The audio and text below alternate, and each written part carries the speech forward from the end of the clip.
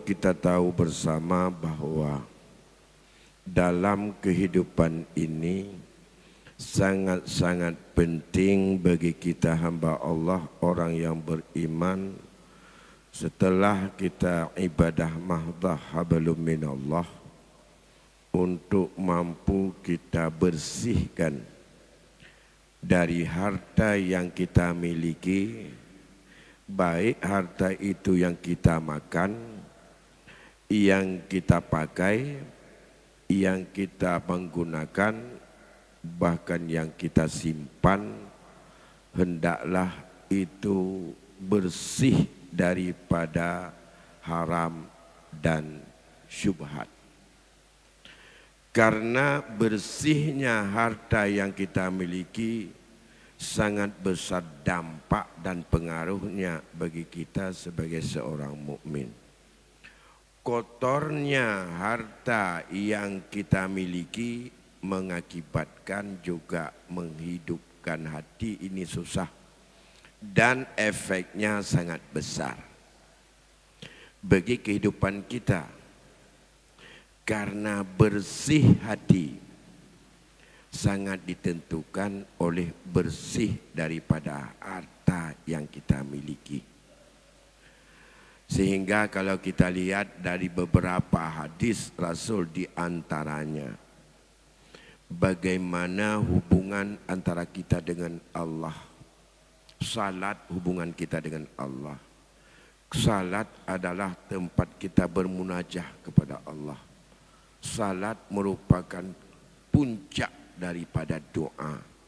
Doa senjata yang paling ampuh bagi orang mukmin. Doa silahul mukmin. Salat adalah merupakan media kita untuk berkomunikasi, bermunajah, dan untuk meminta, memohon, dan juga melapor kepada Allah apa yang sedang kita alami.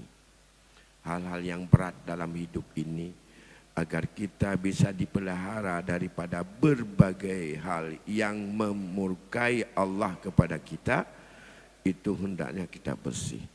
Tapi betapa hubungan, salah satu akibat tidak bersih usaha, hana bersih harta yang tak miliki, membuat doa kita terhambat untuk sampai kepada Allah. Dan yang datang lagi hari ini, minta ya Allah keluargaku menjadi keluarga yang sakinah mawaddah. Ya Allah jadikan anak kami anak yang berbakti kepadamu dan juga mentaat kepadamu dan berbakti kepada kami. Ya Allah jauhkan anak kami daripada bahaya dunia, baik itu bahaya narkoba maupun bahaya pencurian dan bahaya daripada pergaulan. Semua selalu kita minta di samping usaha. Doa itu terhalang akibat daripada usaha kita yang kita miliki, dan apa saja yang ada dalam kekuasaan kita yang kita pakai adalah tidak bersih daripada haram dan tidak bersih daripada syubhat. Maka itulah yang diceritakan oleh Rasul, di mana Rasul mengatakan pada satu ketika datanglah seorang laki-laki, yang laki itu lampaknya adalah sangat lelah. Laki-laki itu adalah sangat capek. Nampak sekali mukanya sangat cemberut. Rambutnya terurai enggak karuan.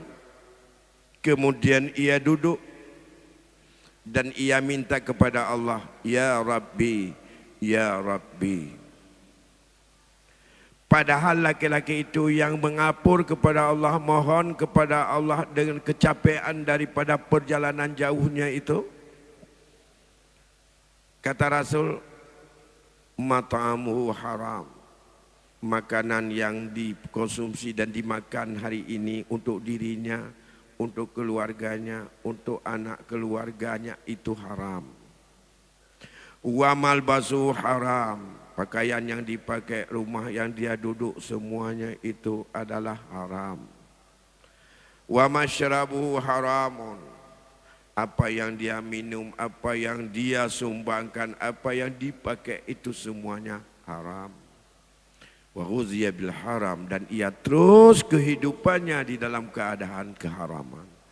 Wa kaifa yustajab, kata Rasul, bagaimana diterima, dikabulkan daripada permintaannya?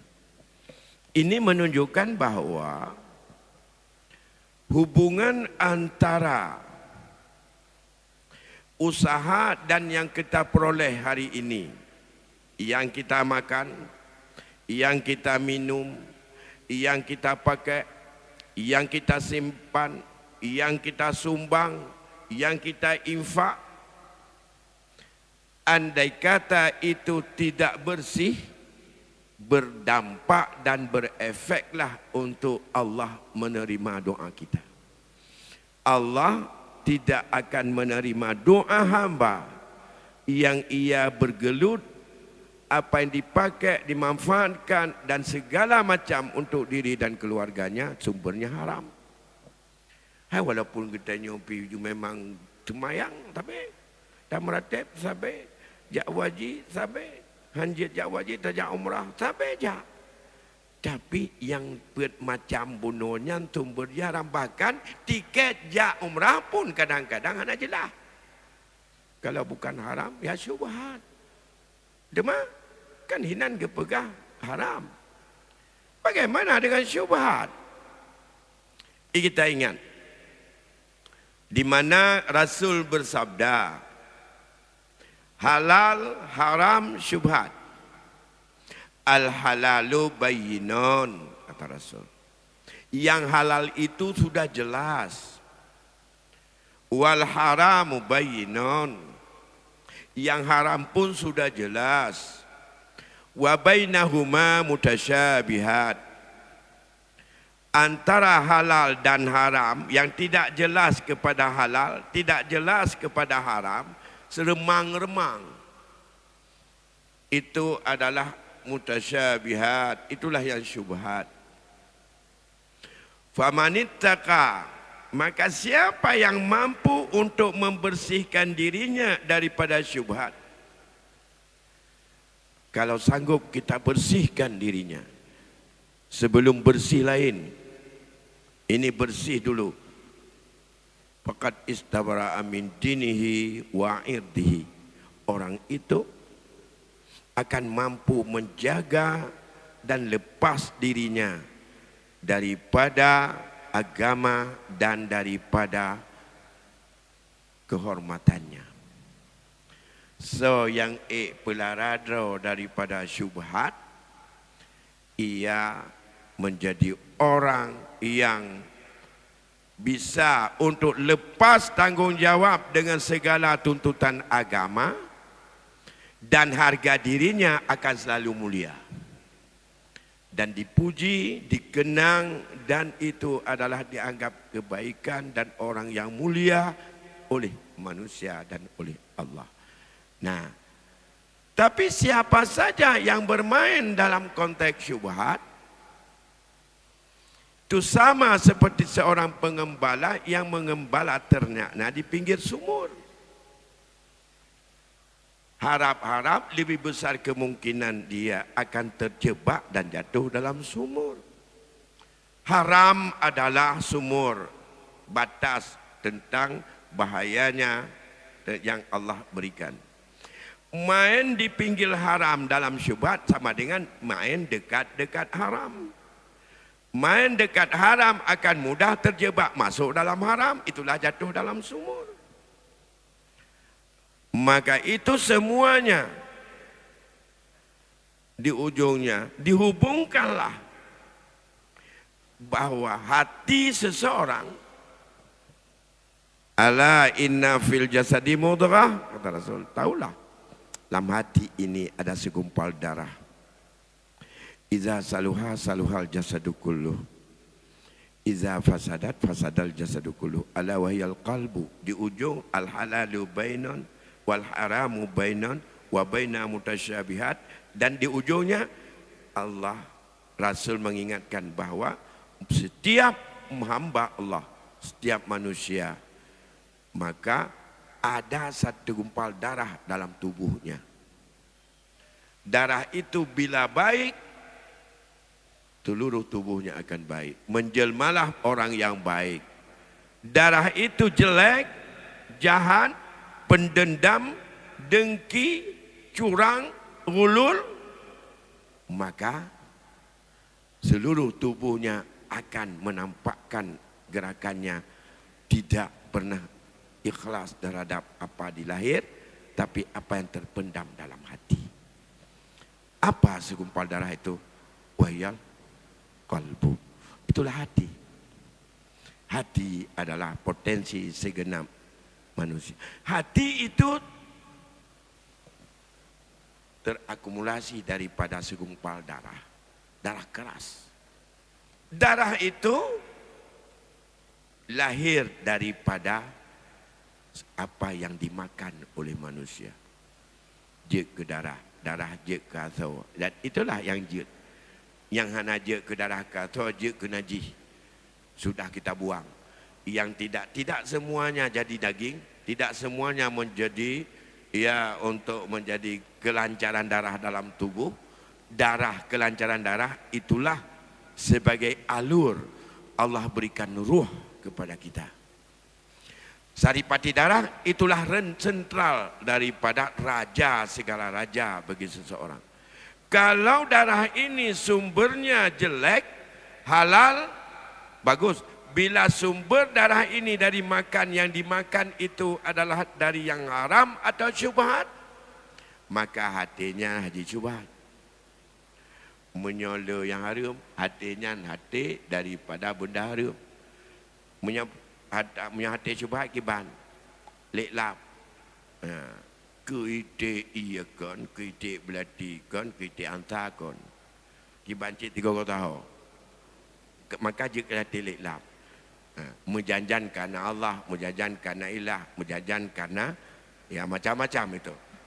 Apakah di situ sekarang menjanjan nampaknya tidak ada dendam tapi dendam, sepanjang tidak ada dengki tapi dengki. Sebab itulah yang dari hati yang leklap tadi, mungkin le syubhat.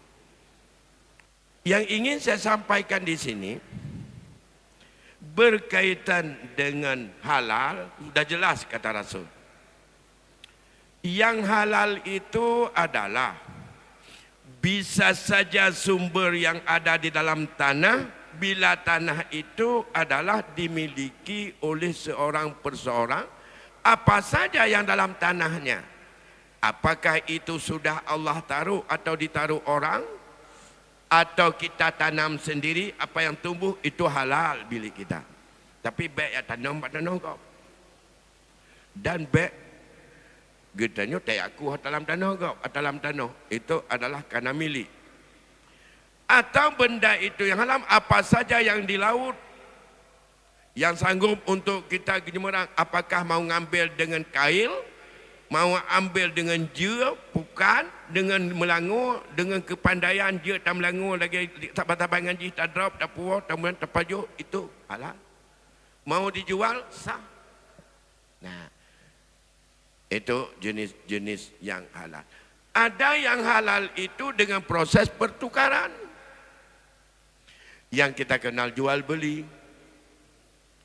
Percuma dalam halal jual beli bila memenuhi syarat-syarat jual beli dan tidak ada potensi riba di situ. Maka Allah sandingkan dalam jual beli, yang pertama prinsipnya ala taradin, senang tambah senang. Tapi hendaklah jauhan riba. Ya, apa nakun? Ya, ahallallahu al-bai'a wa haramat riba. Allah halalkan baik. Baik itu ala taradin, senang sama senang. Tapi Allah haramkan riba. Riba walaupun senang sama senang tetap riba. Karena ada yang haramnya karena pemilikan antara manusia dengan manusia. Ada yang haramnya karena dampak dan resiko yang ada pada manusia itu. Maka Allah tetapkan Manusia yang sepakat atas apa yang telah Allah tetapkan di situ bahaya dan mudarat tetap tidak berubah menjadi halal. Buat mentang riba tidak, walaupun senang sama senang antara pemberi dengan penerima. Pekebak utang terjadi riba, pebak kirat bak mudualaba terjadi riba, pekebak hadiah terjadi riba. Apakah itu terjadi riba pada berbagai transaksi jual beli, baik kontan maupun kredit terjadi riba. Lebih-lebih pada jenis-jenis barang yang ada unsur riba, jual duit dengan duit, nah, itu sejenis. Dan apabila dan segala macam, kun katanya kan belau apa yang tukar messenger, tukar rupiah dengan ringgit, tukar rupiah dengan dolar, tukar rupiah dengan rial, tukar, itu boleh, boleh. Jual beli sama-sama mata wang, tapi jenisnya beda-beda. Tapi syaratnya tak boleh tangguh. Harus ya dan biadin. Itu diatur menyangkut dengan riba. Oh dibolehkan, ada dibolehkan. Karena itu hikmah akan panjang. Karena di situ terjadi kemudaratan pihak-pihak tertentu. Makanya jual beli bila itu mata wang itu dianggap satu jenis. Ada ketentuan. Dan jual beli, tukar barang dengan barang itu jual beli maknanya. Tidak mesti dengan nilai tukar yang sudah disepakati. Misalnya mau yang mana lagi pada jual beli Allah tetapkan transaksi itu waharraba riba. Riba tidak ada taradin di situ. Ridha sama ridha, senang sama senang, yang riba tetap haram. Siapa yang haram? 3 orang di situ. Orang yang memberi riba, orang yang menerima riba, dan orang yang melayani transaksi antara orang riba dengan riba. Urang jo, urang terima, dan administrator tukang itu. Ya, jadi tak mesti ada atrat. Menyakun orang Aceh, lampu patah katanya, timat baja, tidang kuda, tibat talau, tak ban manlenya. Nah, makanya kita kalau kerja sekarang di lembaga ribawi, itu kalau darurat masih ada jalan keluar. Tapi jangan anggap itu permanen. Selama kita belum mampu mencari. Kalau dalam konteks darurat, terserah bagaimana cara untuk. Karena sesuatu yang dalam haram. Bila darurat itu adalah tidak berdosa. Tubihul mahdurat. Ya, jadi ya. Ada juga yang riba yang diharamkan oleh Allah halal. Bantu membantu halal. Kita bantu orang lain bantu kita. Tapi di situ andai kata terjadi sogok menyogok haram. Walaupun antara orang sogok yang disogok adalah senang sama senang. Apakah itu bantu membantu dalam konteks untuk memfasilitasi dalam rangka untuk lulus sekolah? Apakah untuk diterima di kedokteran? Itu ada mana yang disebut dengan riswah, mana yang disebut itu ala isti'anah atau ta'awun. Ya, wa ta'awanu 'alal birri wa taqwa, tapi wala ta'awanu 'alal ismi wal udwan. Salah satu ismun dosa itulah riba ataupun dengan memberikan riswah. Sogok ar-rashi wal murtashi finnar. Laknatullah 'alal rashi wal murtashi. Nah, maka itu senang sama senang. Yang menyogok senang, yang disogok senang. Tapi itu adalah tidak merubah halal. Karena ketetapan itu dari Allah dan dari syariat mengatakan boleh dan harus dan bagus mulia kamu bantu membantu. Tapi jangan sogok. Man syafa'a li akhihi syai'an wa yahdi lahu wa yaqbaluhu fahuwa qad fataha abwabur riba. Seorang yang membantu kawannya kemudian diberi hadiah. Hadiahnya bukan hadiah karena lain, karena untuk proses itu. Kau nak awai jo, lihatnya jo. Kalau janji dino hadiah, punan hadiah. Ia telah membuka pintu riba sebesar-besarnya. Maka ada ke sana. Nah, itu adalah jelas yang mana halal, yang mana haram. Mencuri kita peroleh dengan pencurian haram. Kita peroleh dengan hak orang kita potong tanpa izin haram. Kita peroleh dengan jalan olah hak untuk beli semen kita ambil masuk kantong haram. Pertanggungjawaban kepada orang yang memberi amanah semen tapi belinya ikan salah. Ya. Dalam kuitansinya semen beli semen 25 sak, semen yang nak 25 sak untuk belongkot salah, haram, urut. Ya, dah. Sekarang dalam konteks hukum faraid, setiap orang memiliki sesuatu, menguasai sesuatu, memanfaatkan sesuatu harus bersih daripada haram dan syubhat. Ya, harus bersih daripada haram dan syubhat. Pengalihan milik daripada orang meninggal kepada ahli waris itu miliknya ramai.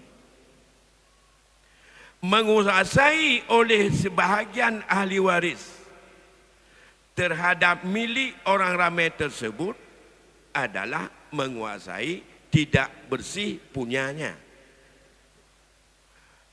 Kebun ada 1 hektar.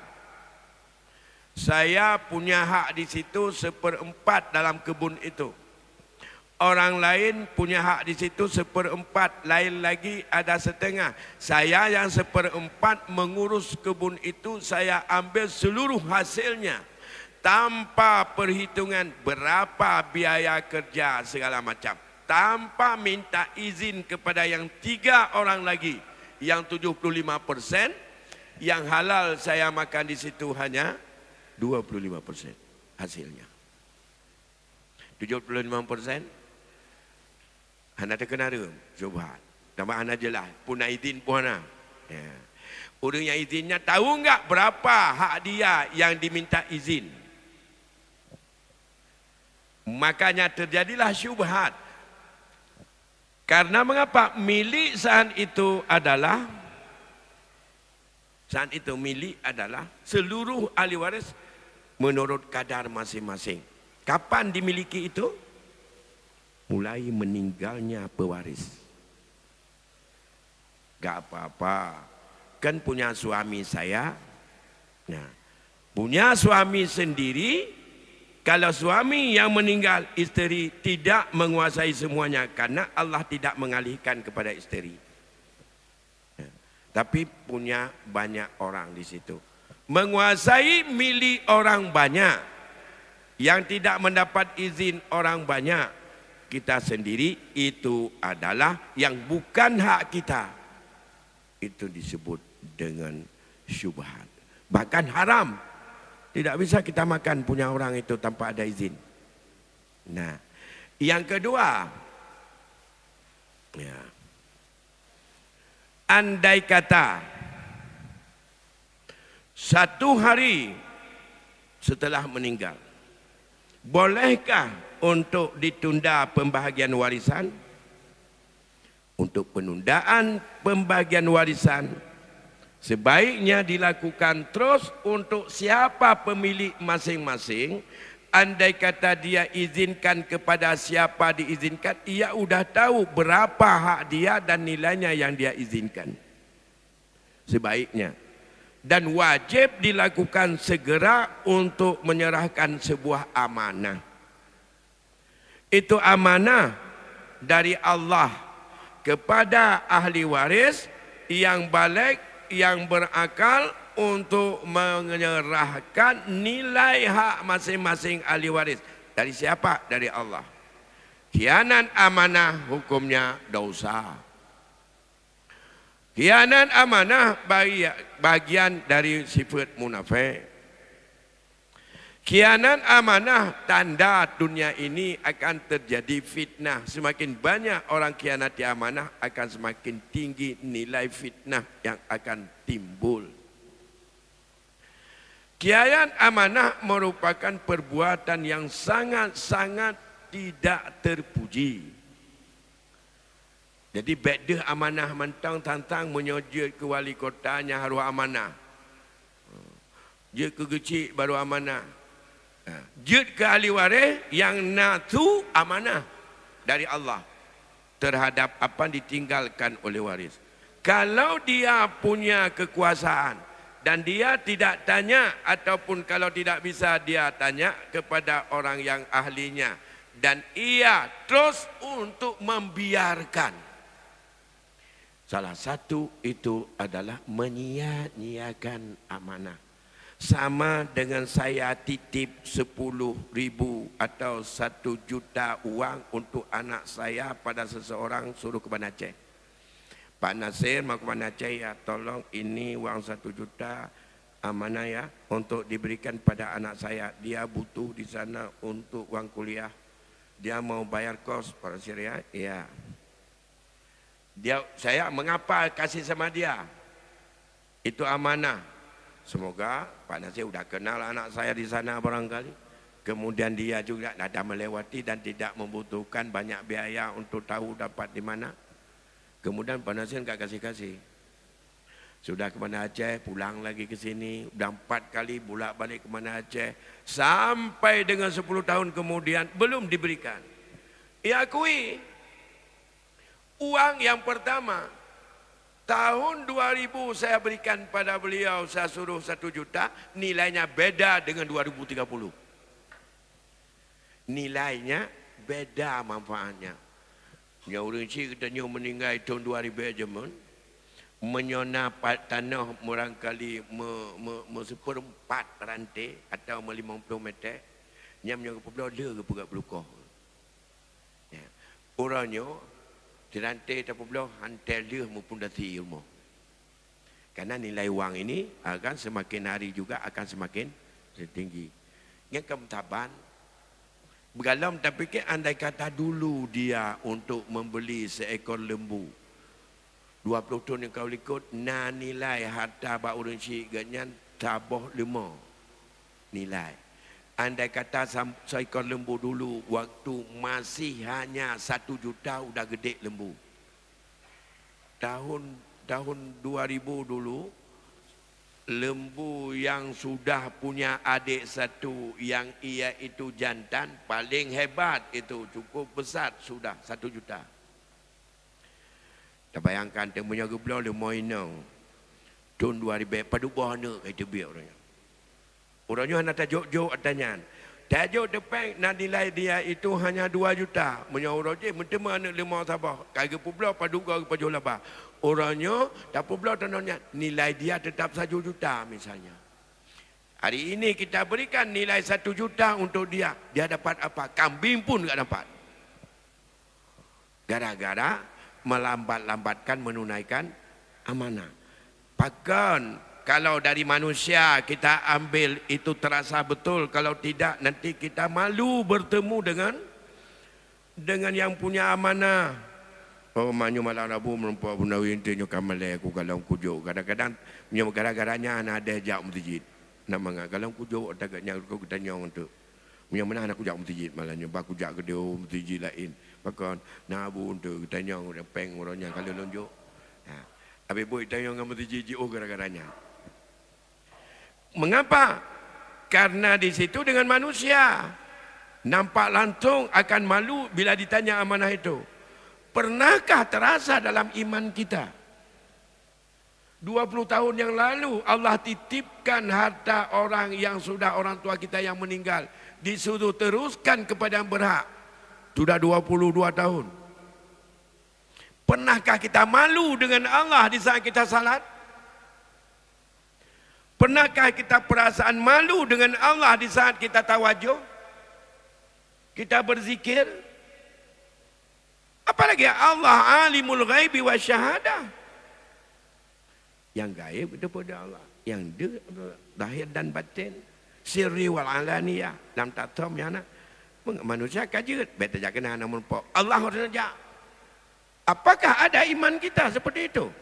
Kalau sampai hari ini atau kita pandang bahwa harta itu adalah harta kita. Seorang dalam keluarga hari ini yang kita tidak bagi-bagi alasan pertanggungjawaban dengan agama. Kita tidak bagi itu. Apakah kita sadar itu bukan milik kita? Tidak semuanya milik saya, milik adik-adik, abang-abang semuanya. Kalau demikian kapan milik mereka? Kebutuhan duit beda-beda. Kalau itu milik mereka, yang menahan itu, yang kita tidak mau untuk menyerahkannya adalah kita menghambat amanah kepada mereka. Oh, sudah sepakat semuanya kami untuk kami tidak bagi. Problem yang lain akan terjadi. Jadi syubhat juga. Penggunaan harta warisan yang tidak dibagi syubhat. Menjual harta warisan oleh salah satu ahli waris yang ia tidak tahu, belum diperkenalkan ini milik siapa, tanpa wakilah daripada seluruh ahli waris sekecil apapun dia, yang mereka syarat mutlak tasarruf adalah menjual sesuatu yang bukan miliknya. Syarat belau-belau menyerta belau atagop hansah. Taboh motor pet dekonti motornya entah belau. Bedah di antara pet tidak cok motor belau. Hana laki wakilah daripada letter po ni. Belau aja. Apakah itu sah? Tidak. Kalau tidak sah jual beli, apakah harga itu sah dimiliki? Tidak. Kalau tidak sah kita miliki, sama dengan yang harga daripada sesuatu yang dijual oleh salah satu ahli waris, yang tanpa wakilah dari semua ahli waris yang ada hak sekecil apapun pada benda itu, sama dengan menguasai dengan tidak sah menurut agama, walaupun sah menurut negara. Le orangnya yang sah menurut dunia, han sah menurut agama. Tidak ada persoalan masuk penjara di dunia, tapi persoalan masuk neraka di akhirat karena makan sesuatu yang tidak halal. Di dunia anak tak mau penjara. Atai sertifikat JTB jual beli, urung belau gejok peng, urung copeng gele gejok. Orang lain kalau nak akte ada truk keluarga lain tidak boleh. Tapi ingat, di akhirat tidak legal. Miahana legal atanya di akhirat bermasalah. Itu tidak halal walaupun legal. Tidak semua yang legal itu halal. Tapi kita sebagai orang beriman bukan legalnya yang kita cari, tapi halalnya yang kita tempuh. Supaya bersih harta kita. Oleh karena demikian, tidak bisa kita pertanggungjawabkan setiap peninggalan orang meninggal untuk tidak dibagi atau ditunda-tunda. Kita tidak bisa pertanggungjawabkan dengan agama, dengan syariat, dengan hukum faraid. Setiap harta peninggalan orang mati itu untuk dilama-lamakan ataupun ditunda-tunda. Mengapa? Andai kata hari ini ada 4 orang anak ditunda, siapa yang tahu sampai berapa lama kita tunda, dan siapa yang tahu bahwa 4 orang ini umurnya akan panjang dan sampai kepada untuk pembagian itu. Dan bagaimana tanda bahwa mereka itu untuk kita bagi saat mau mati dia. Kita enggak tahu dia kapan matinya. Lantas kalau ini sebagai pemilik daripada amanah yang diberikan oleh Allah kepada ahli waris, tidak kita berikan. Lantas salah satu ini meninggal lagi. Siapa yang bertanggung jawab untuk memberikan ridha kepadanya? Apakah sah anaknya memberi ataupun meridai daripada itu untuk tidak dibagi-bagi? Ia tidak punya hak pada harta itu, tapi dia punya hanya hak warisan untuk dia terima bagiannya, dan dia tidak punya wewenang untuk mengatakan saya setuju untuk tidak dibagi cucu. Yang punya hak mengatakan saya setuju bukan cucu, pemilik utamanya. Pemiliknya utama, siapa yang akan mengatakan saya setuju. Tapi dia tahu ada hak dari orang tuanya di situ. Tapi dia sudah tidak tahu lagi berapa nilainya. Dan ia tidak bisa lagi karena ahli warisnya bukan satu di antara mereka, akan berkembang kepada yang lain-lain sampai kepada anak orang lain sebagai istri dan mama dia. Maka syubhat akan terus menerus, semakin lama menyenhantajakan haram syubhat. Maka menyempurnakan keluarga sakinah salah satu caranya. Keluarga yang bahagia, anak yang saleh, baik ke pemalai urunci, bersihkan harta dalam keluarga itu menurut milik masing-masing, jauhkan dalam haram. Mudah-mudahan kita dipelihara oleh Allah daripada dan diterima oleh Allah doa keluarga itu. Nyo letak urang doa, nyo batamu kahwin. Barakallahu lakuma wa baraka alaikuma. Semoga kalian menjadi sakinah, mawaddah, warahmah. Jilame ada icu ada gom. Jilame hasil daripada korupsi. Kanuri ada korupsi. Ada pengut gom. Adanya bau panas, dumpu-dumpu, ada lampu galang burak. Ada yang termasuk takut yang paling alam ada ni tim pinahinan. Ana apa ada kebah di uruncik kamu nyan. Uruncik kebahkan ke gedanya ke kamu. Tapi yang pajuh orangnya yang mengkauri tidak ada antara kamu. Bagaimana untuk kita minta izin pada orang lain? Apakah setuju semuanya? Yang kedua, sudah setuju? Apakah seluruh ahli waris yang setuju? Iya, sudah tahu siapa saja ahli warisnya? Tidak bisa lepas daripada hukum faraid untuk melihat siapa ahli waris setiap orang meninggal. Apalagi yang ladum. Bubut pasir nombor. Jauh harta orang mati, ya wakaf ke masjid. Oleh salah tidak anak yang tidak disetujui oleh semua ahli waris. Kuna jok kedra ke UBO nya. Ada hana setuju pi kujuk. Tanya pitan tajuk nyata dra ke bah. Pertanyaannya, itu wakaf siapa?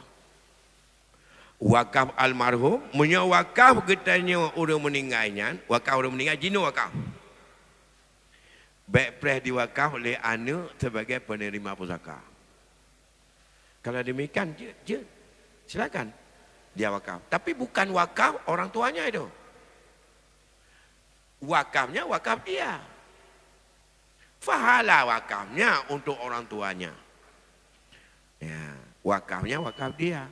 Maka dalam konteks ini jangan cepat-cepat berfikir untuk dumpu kamu tino di anak ni wakaf watedra tino punya boleh wakaf tanya jino wakaf. Baik pres meninggal di wakaf dia. Anak-anak wakaf. Tapi pahala wakaf teruk, jangankan pahala wakaf sama-sama dia juga teruk, selawat teruk, doa teruk. Bapak Ibu yang berbahagia, saya pikir mengingat waktu Isya sudah masuk, nanti akan kita lihat yang lain lagi berkaitan dengan masalah ini. Semoga betul-betul kita untuk bagaimana membersihkan harta dalam keluarga, baik yang kita makan, yang kita pakai, yang kita simpan, itu semuanya adalah bersih daripada haram dan syubhat. Semoga Allah selalu menerangi hati kita untuk sadar dan mampu kita untuk membersihkan setiap apa saja dalam keluarga kita. Lebih kurang saya mohon maaf, sampai di sini. Wassalamualaikum warahmatullahi wabarakatuh.